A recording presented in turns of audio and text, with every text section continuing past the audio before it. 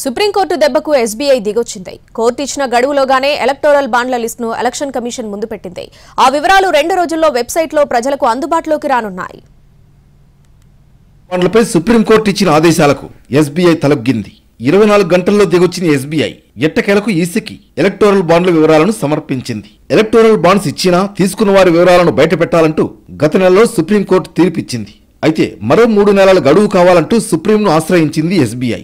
మంగళవారం కోర్టు సమయం ముగిసేకల్లా electoral bonds donors, recipients వివరాలు బయటపెట్టడంలో విఫలమైతే కోర్టు ధిక్కరణ కింద కఠిన చర్యలు తీసుకుంటామని హెచ్చరించింది.